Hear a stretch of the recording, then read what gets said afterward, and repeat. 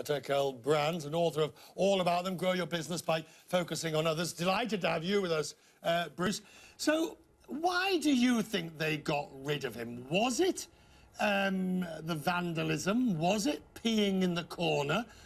Or was it because he told barefaced lies? It's absolutely point three. It's an old saying in our industry, you don't get in trouble for what you do, you get in trouble for how you handle it. What they're concerned about is his lack of judgment. Makes them look bad, makes the country look bad, but worse, makes everybody wonder what he's going to do next. Right, but are we seeing an example here of it's not the action, it's the lie? So, you know, it's a cover-up afterwards. It's the Watergate syndrome. It doesn't matter what you did.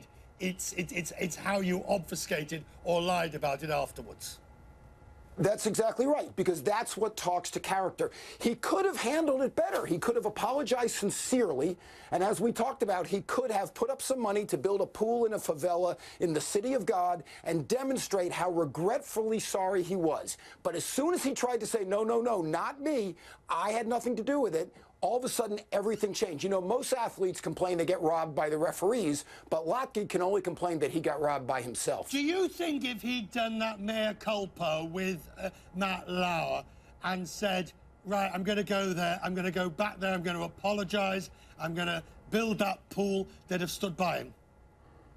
Yes, I do. I don't know that he could have gone back, because once he steps back in that country, remember, he's guilty of a crime. He's probably guilty of a number of crimes. However, the bigger picture, if he had said to Matt Lauer, I screwed up, I get it, and here is what I'm going to do, everything would have been different. Okay, now, I just want to put one point to you that I've been getting myself very excited about today. Okay. The companies involved, if we look at Speedo's statement, and we can call it up again, you can see what Speedo said. They basically were very weak-willed about it. They sort of wishy-washily said, I'm just looking for the exact words. Anyway, what they basically said, we cannot condone behaviour that is counter to the values this brand has long stood for. We appreciate blah, blah, blah.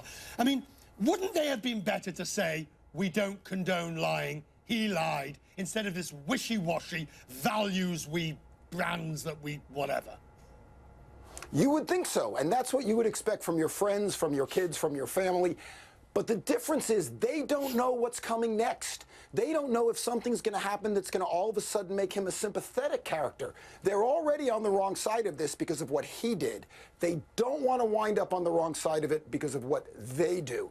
On the other hand, you asked the correspondent earlier, why are they doing this now? And the reason they're doing it now is they're trying to make hay while the sun shines. People are paying attention. It's the opportunity for them to stand up and say, hey, look at us. We don't condone that. But they're not going out on a limb. I can assure you of that. All right, now, finally, Bruce, I'm putting you on the spot here because, you know, we've had the Lance Armstrong where you had decades of doping on an industrial scale, and almost unforeseen. And you've had the Tiger Woods scenario where things... And you've had numerous other examples.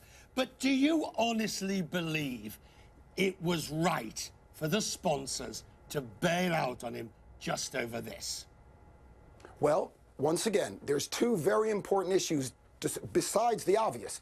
Issue number one, as we heard earlier, it's very likely that they weren't getting a return on their investment with him, so this gives them an opportunity to save face and bail. But issue number two, you mentioned Tiger Woods, you mentioned Lance Armstrong, we could have mentioned Oscar Pistorius, yes, guilty of murder, for Pete's sakes. Those were at the beginning of the social media era. This guy is right in the middle of it. Everything has changed. Now each one of us carries a little wafer of silicon and glass, a smartphone, and we are tweeting and we are Facebooking. And right now, companies realize that they no longer control their brands. All of us do. And the world has changed. The world has changed drastically, and you cannot put the toothpaste back in the tube. All of us, athletes, actors, but every one of us, men on the street now, have to be aware of this. There's cameras, there's videos, and everything has changed. On that cheerful, happy note, thank you very much. Good to see you, Bruce. Go back to Schwitzing, Miami. Thank you. Now, the new...